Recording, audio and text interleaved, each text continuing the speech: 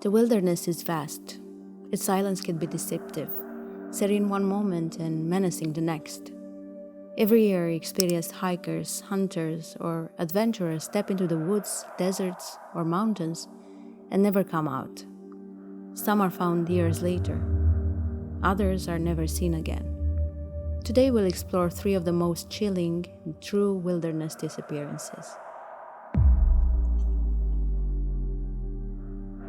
Geraldine Jerry Largay was 66 years old when she set out to complete the final stretch of her lifelong dream, hiking the entire Appalachian Trail. She was a former Air Force nurse and a highly organized person, known for detailed planning and discipline.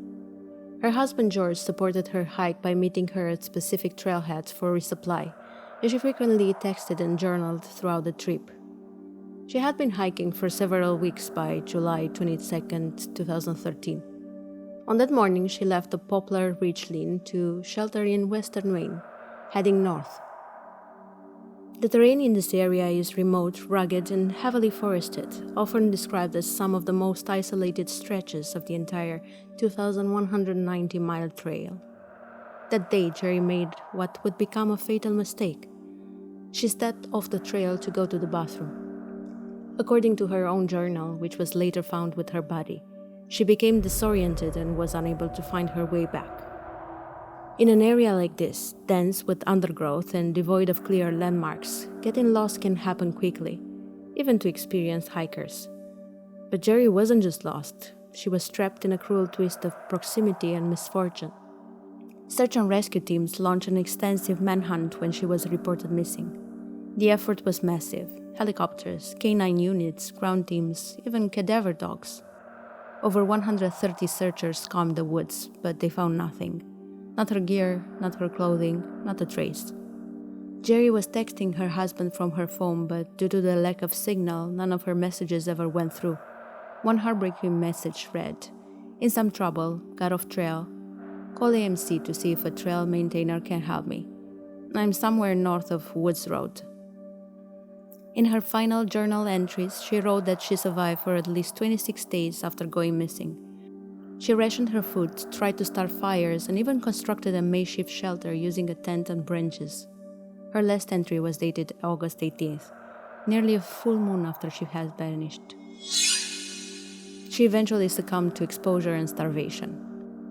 It wasn't until October 2015, over 2 years later, that her remains were found by a US Navy instructor, just less than 2 miles from the trail and within the original search grid. She had set up camp in a small clearing in an area surrounded by thick forest that had somehow concealed her during the initial search. Even more haunting, investigators found her zipped inside her sleeping bag within her tent. Her backpack lay outside undisturbed. There were no signs of animal interference or foul play. It was as if the woods had opened, taken her in, and silently closed around her. The case of Jerry Largay is a tragic reminder that you don't have to be far from help to be unreachable. In the end, she was found only a short distance from a cell tower. But in the wilderness, close isn't close enough. Her demise was officially ruled accidental, but for many who study search and rescue failures, her story is a case study in just how easily people vanish in the woods, and how incredibly difficult it is to find them once they do. Chris Kremers and Lisanne Froon were 2 bright, adventurous Dutch students who dreamed of exploring the world. In early 2014, they flew to Panama for a combination of volunteering and travel. Both were in their early 20s, healthy, educated, and eager to see what lay beyond the familiar boundaries of their small hometowns. After a few weeks of traveling across Panama, they arrived in the picturesque highland town of Boquete, known for its cool mountain air and access to the Volcan Baru region, a dense cloud-covered jungle that tourists often explore on foot. On April 1, 2014, they set off on what was supposed to be a short-day hike along the Pianista Trail, a popular route for both locals and visitors. They took a packed lunch, a single backpack, hiking boots, and light clothing. No extra food, no tent, no survival gear, because they planned to be back by nightfall, but they never returned. At first, their disappearance triggered only minor concern. tourists sometimes get delayed. But when they failed to show up for a planned appointment the next day, alarm bells rang. Family members flew in from the Netherlands. A massive search was launched, combining local police, indigenous trackers, helicopters, and international volunteers. But no trace of the girls was found, no footprints, no personal items, nothing. Until 10 weeks later.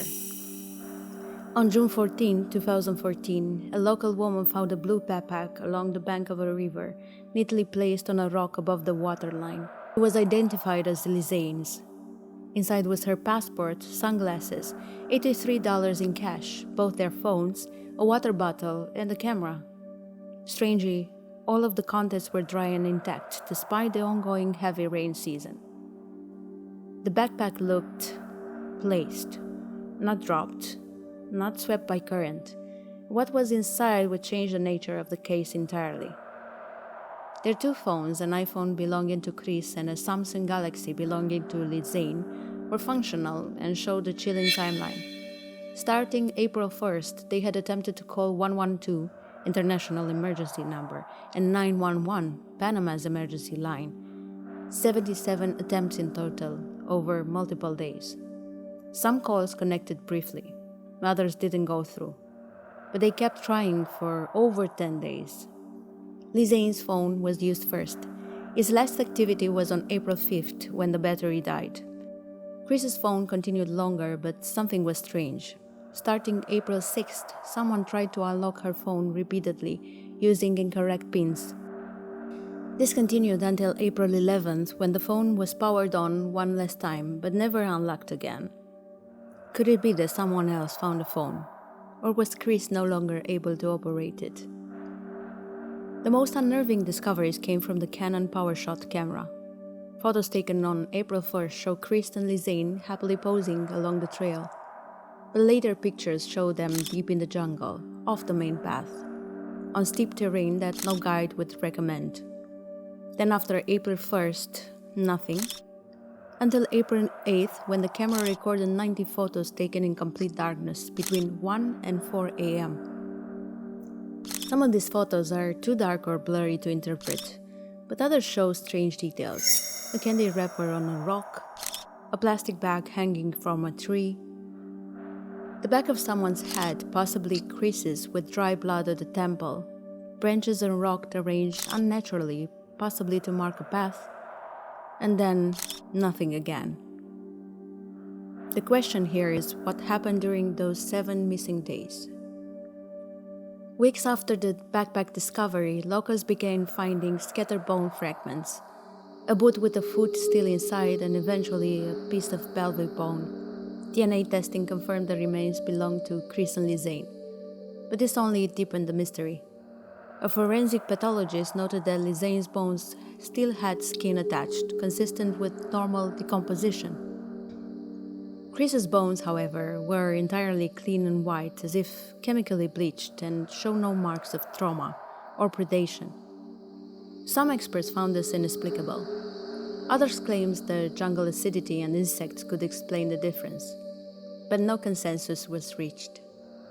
Even more suspiciously, the bones were found miles apart, in different stages of decomposition, some uphill, some downstream. In an environment where objects are quickly buried in mud or carried away by water, it is difficult to understand how these remains surfaced weeks apart so conveniently. The official explanation from Panamanian authorities was that the girls got lost, became injured, and succumbed to exposure. But critics, including forensic experts and private investigators, found too many contradictions. The trail being left so far behind.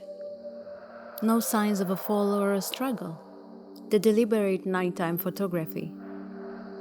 Someone trying to access Chris's phone for days. Their bones ending up so far from each other.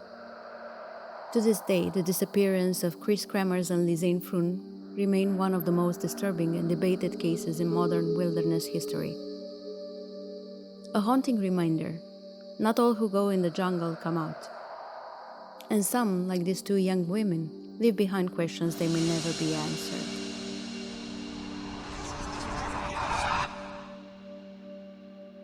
Connie was born Elizabeth Eaton Converse in 1924 in New Hampshire. She was the daughter of strict Baptist parents, academically gifted and always considered different. In college, she became known for her intelligence and quiet intensity. She excelled at writing, particularly poetry, and began composing her own music during her 20s, unique, introspective songs that were far from the mainstream. By the early 1950s, she had moved to New York City, living in Greenwich Village. She wrote and recorded dozens of original songs in her small apartment using just her voice and an acoustic guitar. Her lyrics were unusually personal, about heartbreak, isolation, longing, and quietly rebelling against convention. She recorded several tracks with the help of a friend, radio host Gene Ditch, but her music was never picked up by a label. Her voice, melancholy, subtle, haunting, wasn't commercial. Not for that era.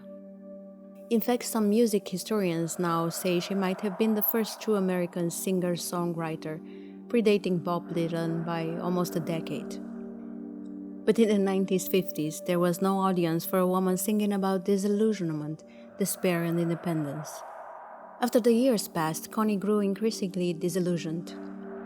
She left New York in the early 60s and moved in with her brother and his family in Ann Arbor, Michigan. There she took a job at the University of Michigan, working in editorial roles, but she struggled with depression and chain-smoked heavily. She didn't write music anymore. She began withdrawing from life. By the early 1970s, Connie was deeply unhappy. She had never married, never found stability, and perhaps worst of all, felt like she had failed to live an authentic life. Her letters to family became more fragmented and somber. Then in August of 1974, the week of her 50th birthday, she wrote a series of deeply personal goodbye letters to friends and family. They weren't frantic or panicked. They were calm, measured. One letter said, "Let me go. Let me be if I can. Let me not be if I can't. Human society fascinates me and awes me and fills me with grief and joy. I just can't find my place to plug into it." She packed her belongings into her Volkswagen Beetle, backed out of her brother's driveway, and drove away. She was never seen or heard from again. No credit card activity, no bank withdrawals, no body, no trace. There were multiple theories about Connie's disappearance.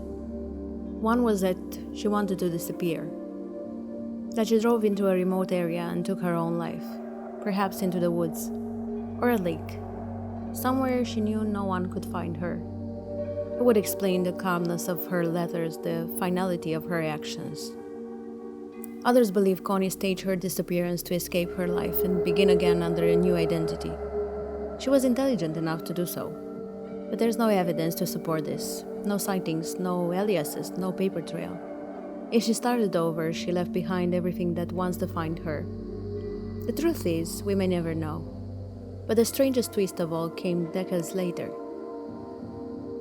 In the early 20s, Gene Ditch, the friend who had recorded her music back in the 50s, shared her tapes online. People were stunned. This forgotten woman suddenly found a posthumous fan base. Her songs were re-released. Critics hailed her as a lost genius, the original indie singer-songwriter, and the voice of someone out of step with her time. Today, Connie Converse's music is available on Spotify, YouTube, and vinyl. Her most famous song, Talking Like You, Two Tall Mountains, has millions of plays. And yet, no one knows what became of her. She could still be out there, somewhere. An old woman now. Or her bones may rest in a quiet place no one has thought to look. The only thing that's certain is this: Connie Converse vanished, but her voice remains. This is all I had for today. Thanks for watching. If you want more stories like this, consider subscribing.